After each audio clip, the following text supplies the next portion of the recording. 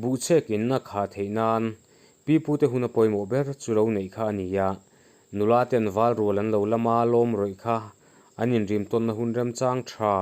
a hun laia nula le tlangwal ten nga fak pakhat atlingani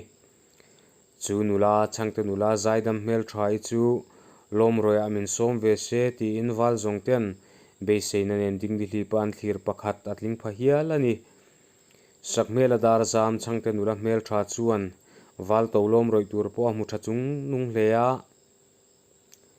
sakmela dar zam changte nula mel tha chuan wal to lom roi tur po mu tha chung nung leya voi khat lom roi ni chuan fanghma pakhat an mu fu hlau maya lom rual wal chu ti zo zai in semarala chuan tlem le be tham takani changte mel thalung fing chuan semzai thei tur ang berin fanghma mal chu pan thei ang berin a kol velta a alom roi tenen sem dam dam mei bil thi ti thei turin fanghma pakhat lek chu achuata ani uikom wanga vel pan ni lo lom roi wal rual lung lom nana a kor vel pan mai ani e changte fanghma vel pan ole thil delete then si lova phone memory internal storage ti THAWL dan tutorial rang ka siam to a chung zinga pakhat kala da lo karon da do na tin kala da bel zel do na chi rang tama entirnanin e phone man dan jera ni nga e application kha an click wang la display bi kha app info a hian lutala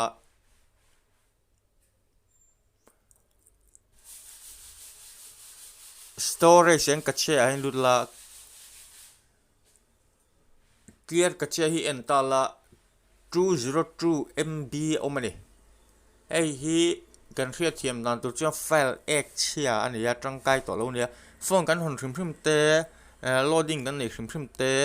khalak kan en hrim tang kache hi en siam thina ne kha ka hri taila ei hi kache clearang 202 MB mo phai hok mayang tikhan application ho ti jelanga amar se phone nang lo ko ti to kha e setting sa lut la tang kata chuanin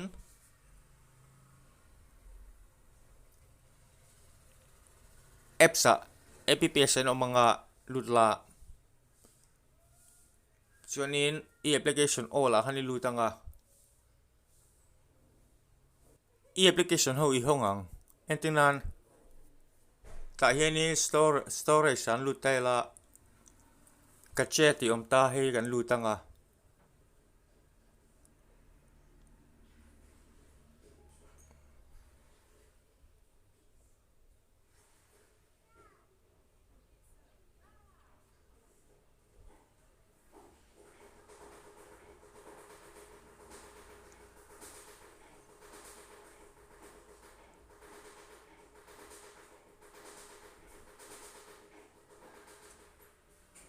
clear data hi entirnan WhatsApp ti lawa chunin clear data maula poi lawa in clear data kha apoi lem lawa e kache chau poi I clear thaya kani MB ngmaja ta save le phata ni tikani application ai lut kul zelanga YouTube tapan lut tala storage in entaila e somsari paruk MB lai kache omani chuan chuanin ai pai den nan chuanin phone memory tam tak internal storage ka save fanga a belcom hi atin komi 1GB tling har lo nia kan application an hem page chuan ka kha iti thin don nia chuanin engma delete file delete si lovin khami a ek chia ka che an dat ek chia kha kam pai ti na mai ni e ole I cho tang kai ka be se a changte kha chuanin subscribe te kula tin mi shawi ni chuan subscribe bok la lo comment bokang che